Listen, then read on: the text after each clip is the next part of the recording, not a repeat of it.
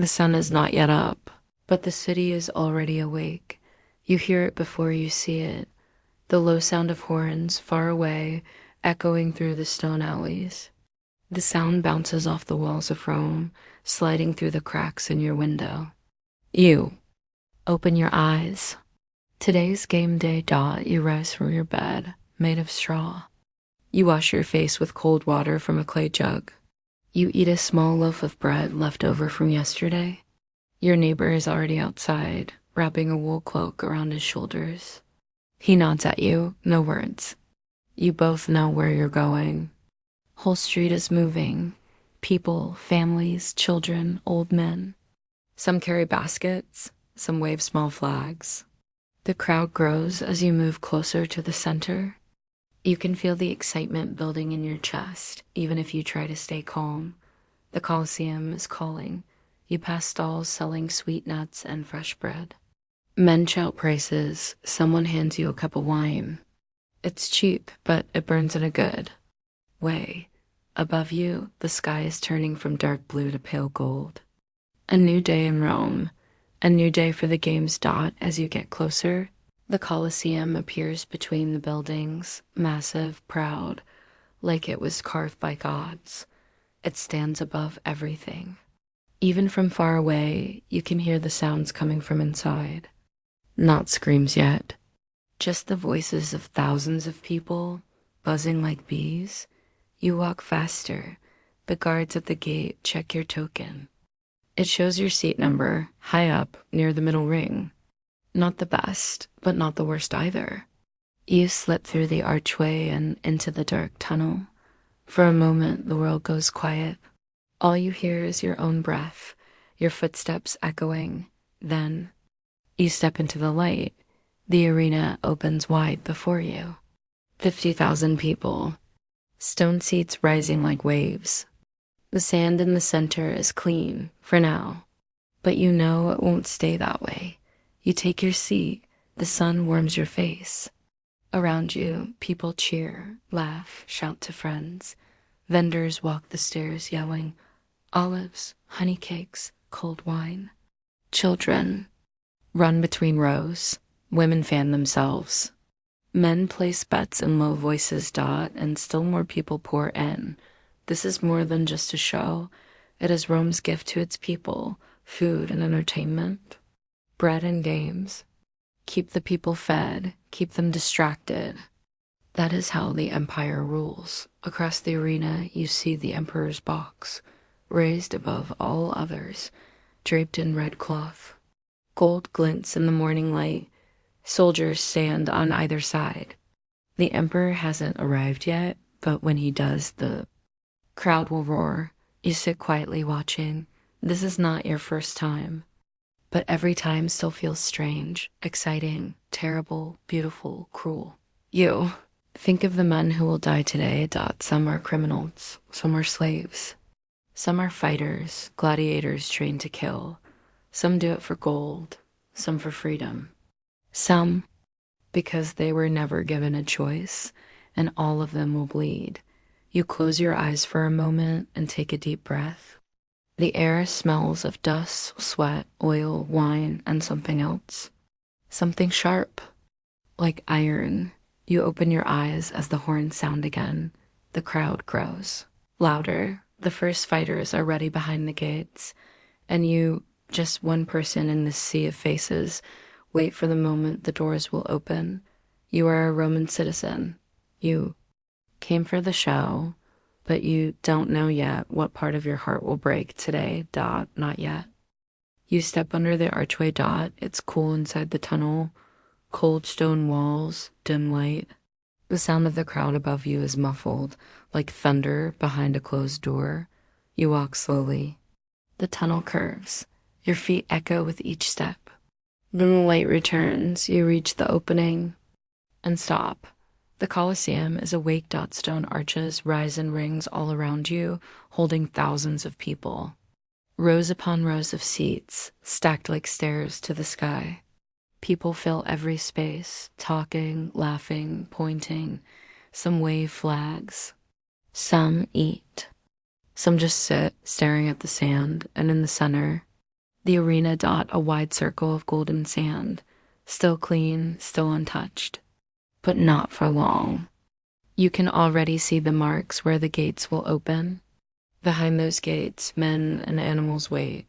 Somewhere down in the belly of the building, fighters stretch, lions pace. Spears are counted. You take your seat. The stone is warm from the sun. You feel it through your clothes. Beside you, a boy eats honey cakes. A man next to him places a bet with a stranger. Behind you, two women argue about which gladiator is the best. You sit still, quiet, watching everything dot you, or inside the Flavian amphitheater dot built by emperors, filled by the people, fed by blood. Some call it a theater, but you don single quotes T. This is not a place of music or joy. This is a machine, a beast made of stone. It breathes with every cheer. It feeds on fear. And you are sitting in its stomach, waiting for it to move. Look at the arches. They are not just pretty, they are strong, built to carry the weight of 10,000 steps. Look at the trapdoors in the ground. They are not tricks. They are mouths, waiting to open and swallow men whole. Above the crowd, tall masts rise into the sky. Thin ropes hold cloth shades, pulled tight to block the sun. Slaves run along the top, adjusting the lines. One slip and they fall. No one looks up. No one cares. This place was made for one thing, death as entertainment, but the people love it. They cheer as vendors pass. They shout for roasted birds, cool drinks, and almonds. The smell of meat hangs in the air, grilled, salted, rich. You breathe it in, but it mixes with sweat, with oil, with iron. A sharp scent. A heavy one, the smell of blood before it's spilled. You look down again at the sand dot. It is quiet now, still, but this stillness won't last. Beneath it, tunnels run like veins. Slaves carry bodies. Trainers whisper to animals. Soldiers move prisoners in chains.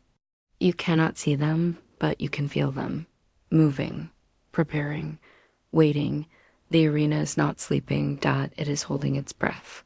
A horn blows. The crowd cheers. Not for a fight yet, just the start. But the sound rises like a wave, crashing against the stone. You feel it in your chest. A man near you claps his hands. A child jumps on the bench. You stay still. The stone beast has spoken. The emperor will arrive soon. When he enters, all will rise. Trumpets will sound again. He will raise his hand, and the games will begin.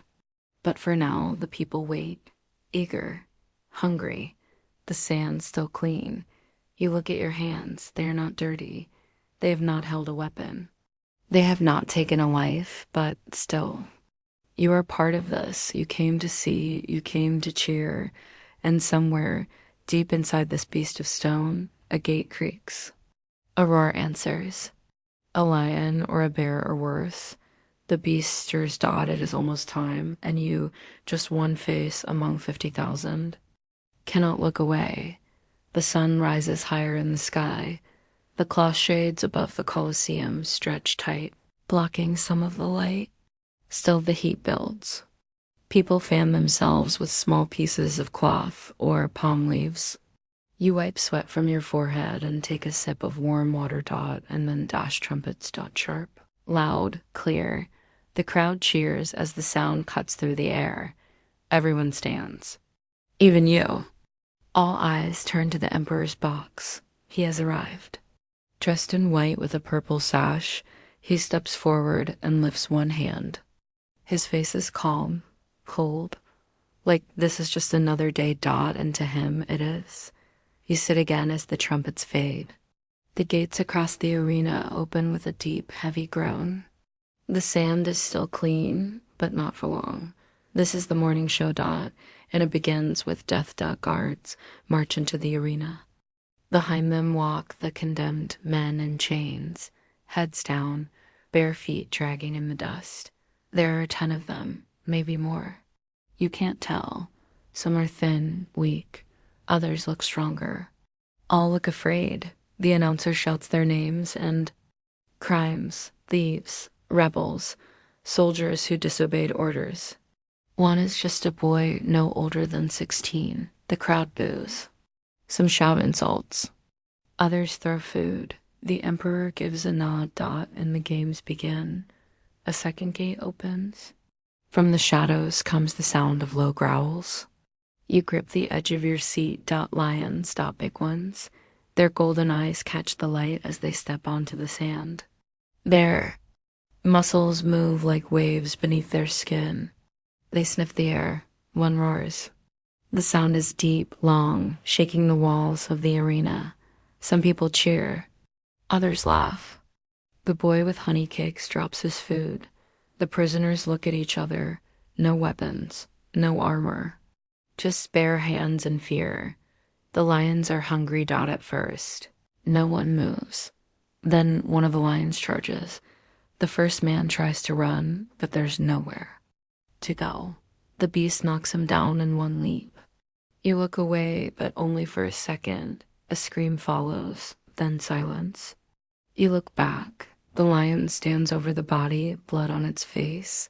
The crowd roars. Another man throws a stone at a lion, trying to fight. It only makes the animal angrier. The lion charges him too. Soon, the arena is chaos. Dust flies, people run, beasts roar. Some prisoners try to climb the walls. Guards push them back down. You feel something twist inside your chest. This isn't a game. This is a slaughter. But no one else seems to feel it. A woman beside you laughs. A man claps as another prisoner falls. Children cheer as the lions strike again. You try not to look. But you do, and you won't forget. One man gets hold of a stick and swings wildly, shouting at the animals. For a moment, it looks like he might survive. But then two lions corner him. He drops the stick. The crowd goes quiet for a second, then cheers when the lions leap. You feel sick. It all happens fast. Minutes, maybe. 10 men enter. None leave.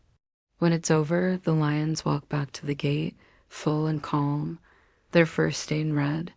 Slaves rush out to clean the sand. They carry the broken bodies away in carts. Buckets of water are thrown too.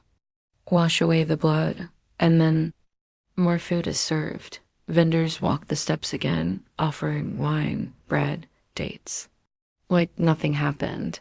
You stare at the empty arena. The sand is still damp. The marks are still there. The first show is over, but the day has just begun.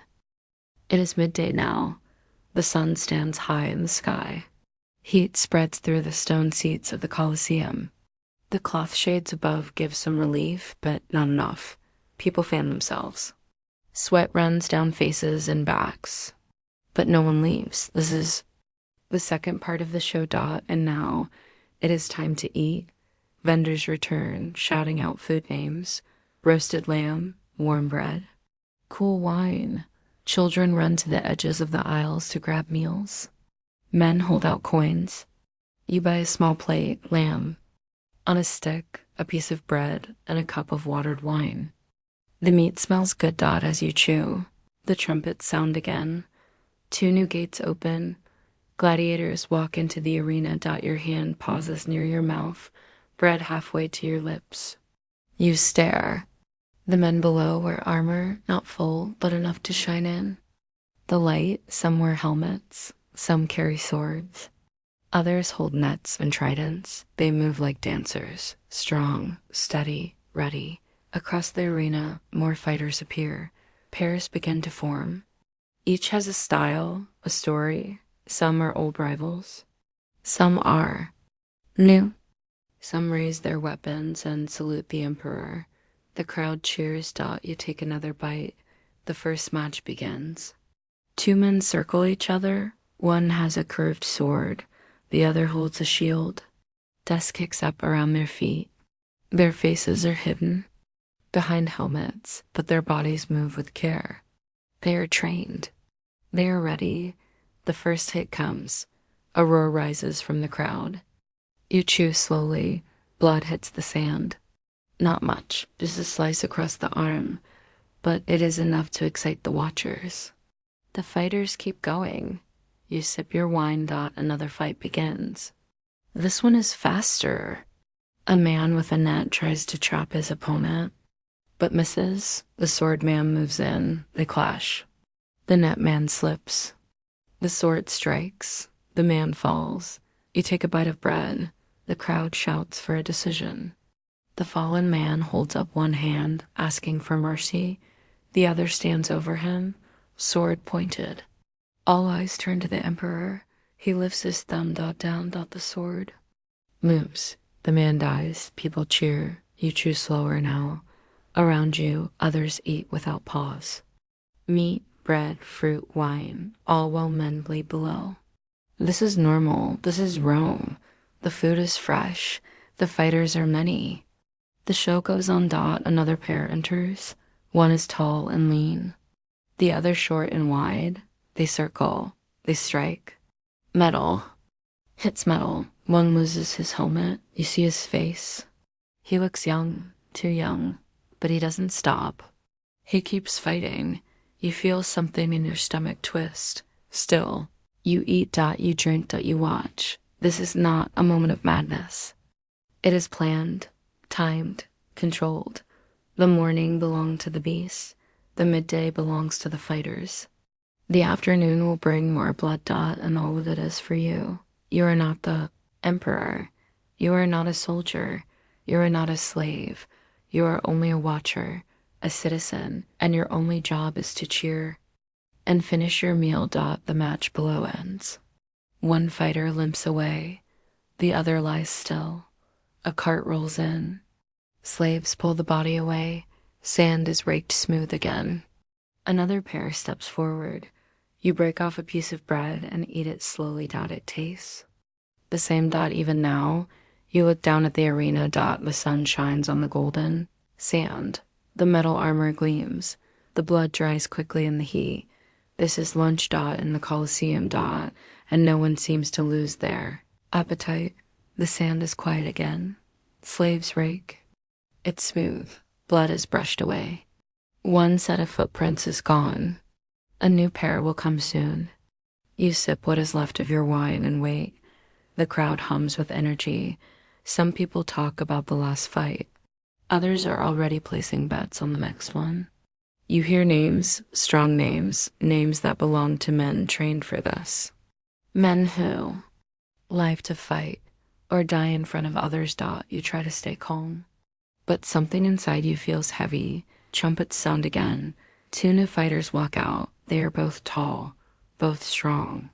One carries a sword and a large shield. The other has only a small blade, curved and sharp. His chest is bare. Scars cross his skin.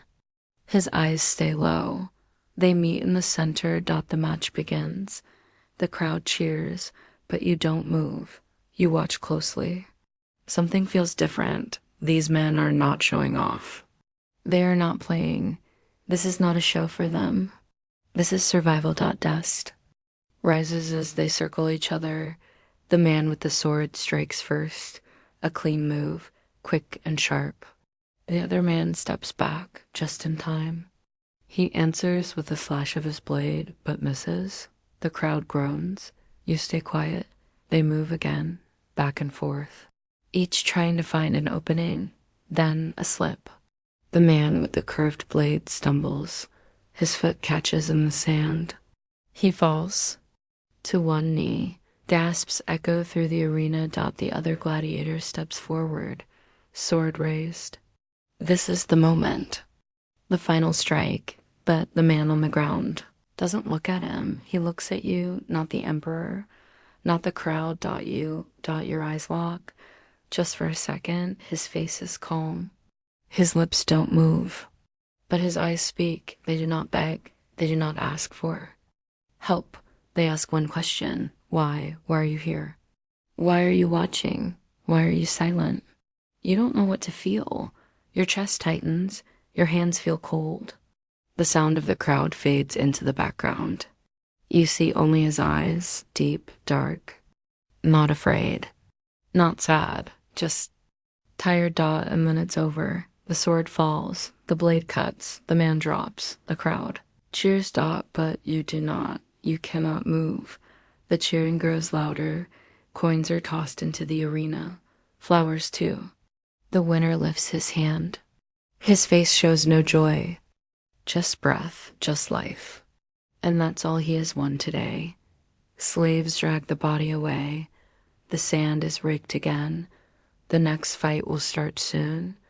But you are still stuck in that one moment, that look, that question. You try to shake it off. You tell yourself this is normal. This is Rome. This is the Colosseum. You are just one person in a sea of thousands. You didn't hold the sword. You didn't make the rules. But still. He looked at you, dot, not them, not the emperor, dot, you, dot. And now, something inside you has changed. The next fight begins. But your eyes are not on the fighters. They are on the empty spot in the sand where he fell. You don't even know his name, but you will remember his eyes, dot, forever. The crowd goes quiet, not because they are tired, not because they are bored, but because the emperor is standing.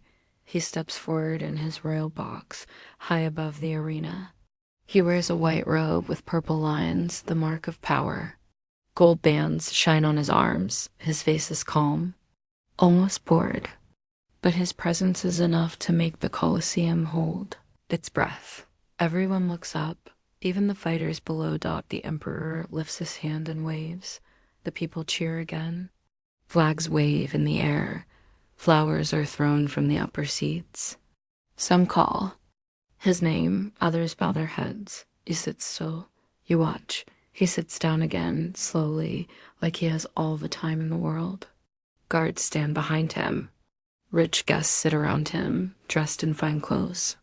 Servants bring him cold drinks and fruit. He is the center of it all. Dot, and today, he will choose who lives and who dies. 2 new gladiators enter the arena. The announcer shouts their names. One is young and fast. The other is older, heavier, but calm. They raise their weapons to the emperor, not to the people, not to the gods. Just him, because only his hand matters now. The fight begins. The crowd watches with interest. Swords clash. Feet slide in the dust. Blood sprays once, then again. The older man is slower, but smarter. He waits. He blocks. He strikes at the right moment. Dot, and soon, the younger one is on the ground. He is breathing hard, chest rising and falling. His weapon is gone. The tip of a sword rests near his throat, but the final strike doesn't come. Dot, not yet. The older fighter turns to the emperor and raises one hand. The crowd does the same. Thousands of thumbs stretch into the air, some up, some down, some waiting. To see. Dot, but no voice matters. Dot, not yours, not theirs, only the emperor's. He leans forward and you watch closely. We heard stories that a thumb up means mercy, that a thumb down means death. But it's not always clear. Some say it's the other way around. Some say he decides on a feeling. He stares for a moment, then lifts his hand. Dot, slowly. Dot, and points his thumb down. The older man nods. Dot, the sword moves. The younger fighter does not rise again. You feel your heart sink. That one move, just a thumb, took a life. The emperor sits back, calm, almost bored again. He drinks from his cup. He says nothing. But his choice just changed everything for one man. You think to yourself, what does it feel like to do that? To raise your hand and decide who breathes? To end a life with one gesture? To play God? Does he feel anything? Or has he done this too many times to care? Another fight begins. This time, the winner spares the loser. Again, the emperor is asked. He gives a small wave, and the man is saved. The crowd cheers louder for mercy than they did for death. But you wonder, was it mercy or just a mood? How many men today will live or die based on his feeling? The power in that thumb is greater than any sword, greater than any army. The Colosseum is full of warriors. These sin blood, but only one man rules it all. Without ever standing up, you look up at him again. He is laughing now, talking to a guest. Beside him, while another body is pulled from the sand, the emperor controls the show. The empire feeds the people with games, and you, like everyone else, cheer, eat, and watch. But inside, a quiet thought grows. A whisper in your mind, what if you had that power? Would you be merciful? Would you be cruel? Would you flick your hand and pretend it meant nothing? Or would the weight crush you? You don't know, and you hope you never find out, because one thumb, one breath, one man decides everything. The sun has started to shift. Shadows stretch across the Colosseum, but no one leaves. No one moves, because this next fight is special. Two champions are coming. Not just any fighters, real stars. People know their names. People came today just to see them. Bets are high, voices are low. The air feels heavy, like it knows something important is about to happen. Trumpets sound again, and then silence. The gates open. The first man steps out. His armor is silver, polished bright. His helmet catches the sun and throws light in every direction. He holds a sword in one hand, a shield in the other. He walks with calm steps, no fear, only focus. The second man enters from the other side. His armor is darker, but just as fine. Gold designs shine on his chest plate. He carries a spear and a short sword at his side. He raises one hand and the crowd cheers. Some shout his name, but their faces, both of them, are young. Too young to die. They walk to the center and salute the emperor. Then they turn to face each other. The crowd leans forward, and the match begins. At first, it's slow. Careful steps, they circle, eyes locked. Each waits for the other to move. Then a quick strike, blocked, another move. A dodge. Dust rises from their feet. Their weapons flash. They fight like gods. Strong, fast. Every move trained. Every step perfect. The sound of metal hitting metal rings across the stone walls. The crowd gasps, then cheers. Then gasps again. You sit frozen, eyes wide, unable to blink. This isn't just a fight. This is art, but art made from pain. The first fighter lands a cut. Blood shows on the second man's arm. He doesn't stop. He strikes back hard. His spear knocks the shield aside. A quick stab dash, block. They move again. Faster now. Sweat pours from their faces. Their armor shines less with each step. Dust sticks to their legs. Blood stains their hands, and still they fight. You don't know how long it lasts. Time feels strange. Minutes, an hour. You don't know. All you know is the sand, once clean, is now red. One man stumbles. He's hurt. A deep cut on his leg. He tries to stand. His sword hand shakes. The other man moves forward, ready for the end, but something changes. He stops. He looks at the emperor. The crowd does too. The emperor gives. No sign. No thumb. No wave. He just waits. So the fighter does what he was trained to do. He lifts his sword and finishes it. The other man drops, not like a hero. In a story, just a body. The crowd stands. They cheer. They throw flowers, coins, food. Some cry with joy, others with pride. But you don't stand. You don't cheer. You look at the sand. It is red. So red. Try to remember who won. You try to remember the name of the champion. But all you remember is the way the body fell. The way the blood spread. The way two young men, full of skill and strength, were used for fun. They fought like gods. They died like slaves. And the people loved every second. You close your eyes. The cheers are too loud. The colors too. Bright. The smell too. Thick and deep inside, you wonder. Was glory ever worth this? The sand has been cleaned again. The fighters are gone. But the show is not over. Now the animals come. Trumpets sound once more. The crowd cheers again, excited for something new. This part is different. No swords, no helmets. Just teeth, claws, and fear. A large gate opens slowly. The first animal steps out. A bear. It walks slowly, chained at the neck. Its fur is dirty. Its eyes look tired. It moves with a limp. Around its body, you see old scars.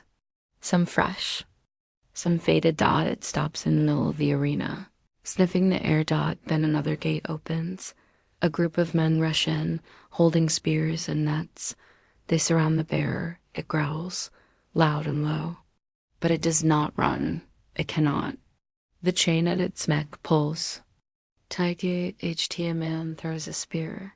The bear roars and tries to fight. It swipes at the nearest man and knocks him down. The crowd cheers, but you do not. You grip the edge of your seat. Another spear flies. This one hits. The bear cries out. The sound is deep and painful. The kind of sound that stays in your chest. But no one stops. More spears, more blood. The bear stumbles, then falls. It tries to rise one last time. And then it is still. The people cheer louder. You don't move. The next gate opens. Now, a tiger. It looks thinner than it should be. Its ribs show. Its golden fur shines in the sunlight, but its eyes look wild, not with anger, but with fear. It steps forward. Low to the ground. This time, they send in dogs, trained to attack. The dogs bark and circle. The tiger stands tall, now trying to defend itself. One jumps. The tiger grabs it midair and throws it aside. The crowd loves it, but more dogs come. The tiger spins, strikes, dodges, but it's outnumbered. The dogs bite. One grabs its leg. Another jumps on its back. The tiger roars, loud enough to shake the stone. Then a man throws a long spear from above. It lands deep. The tiger falls. Eyes look toward the sky, and you feel something inside you break. Another roar rises, not from an animal, from the crowd. People clap. They laugh. Some even stand, but not you. You sit frozen because you saw it in the tigers. Eyes. It didn't want to die. It didn't come here to fight. It had no choice. None of them do. The next animals are elephants. Two of them. They are huge, beautiful, and slow. Chains hang from their legs. They were brought from far away, maybe from jungles or deserts. They look around, confused. Men run forward with fire and sharp poles. The elephants cry out. One turns and tries to walk away. It backs toward the gate, but it is closed. There is nowhere to run. The men stab. The elephants scream. Not a sound of anger, a sound of pain, a sound you've never heard before. A sound you never want to hear again, and you realize something. This is not just a story about men hurting men. This is a story about humans hurting everything. Anything that cannot speak, anything that cannot fight back. They suffer the most, and they cannot ask why. They cannot beg. They cannot scream loud enough to be saved. You watch as the elephants fall. Slowly, like trees cut down in a forest. The ground shakes. The sand is red again. The crowd cheers one more time, but you do not. You feel cold. You feel small. You feel ashamed. Ashamed to be part of this. Ashamed to be human. And the tiger's eyes stay in your mind, even when you close your own. The sun is setting. The sky above Rome has turned soft orange, fading into gray. The air feels cooler now. The games are over. The last trumpet has blown. The last cheer has been shouted.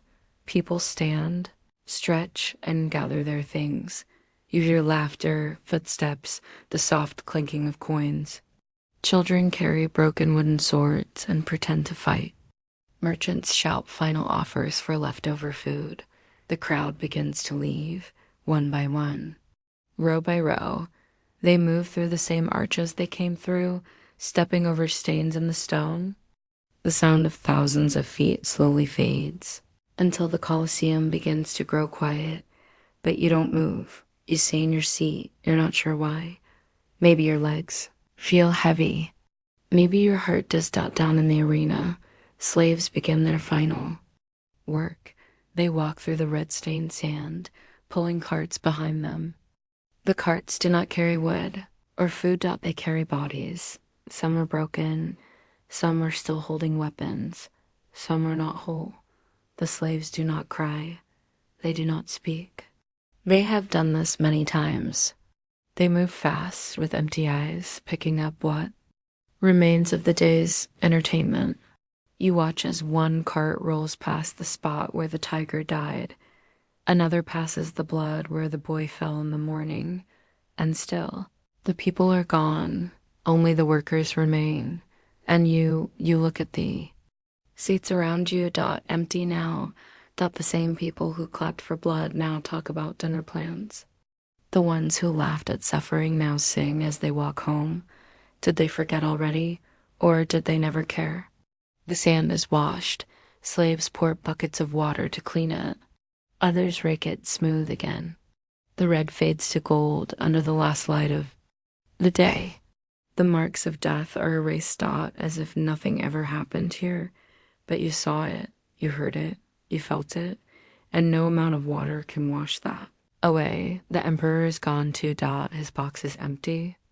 The rich guests have vanished. Their laughter still echoes faintly, like ghosts in the stone. But you sit still. Watching. Thinking. Remembering. You close your eyes for a moment. You see the eyes of the gladiator who looked at you, the roar of the tiger, the scream of the elephant, the boy who never had a chance, and the crowd. Always the crowd, smiling while others bled. You open your eyes again. The arena is quiet now. Only the soft sound of sand being raked remains, and you ask yourself, is this who we are?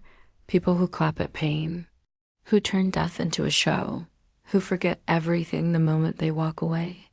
You don't know the answer, but the question stays with you. You rise slowly, your legs ache. Your back is stiff, but your heart feels heavier than anything. You walk toward the exit. The stone beneath your feet is cold now. The tunnel is dark. You hear only your own footsteps. Outside, the city lives on. Candles glow in windows. The smell of food floats through the air. People talk and laugh as if the games never happened, but they did, and you saw them, and you stayed after, long enough to see the truth. The Colosseum was never just a place of games. It was a mirror showing us who we really are, and maybe that's the scariest part of all. You are home now. The fire burns low in the corner. The room is quiet. Outside, the streets of Rome are still busy. But your house feels far away from everything. You sit on your bed, still dressed, your hands resting in your lap. You have not spoken a word since you left the Colosseum. You tried to eat dinner, but the food had no taste. You tried to smile at your neighbor, but your face wouldn't move. You tried to rest your eyes, but the moment they closed, you were back there. Back in the arena. The sand, the blood, the screams, they echo inside. Your mind. You were just a watcher. You didn't hurt anyone. You didn't swing a sword. You didn't throw a spear. But the truth stays with you.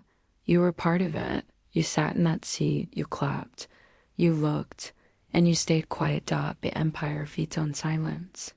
Not just swords. Not just soldiers. But silence. That's all it takes.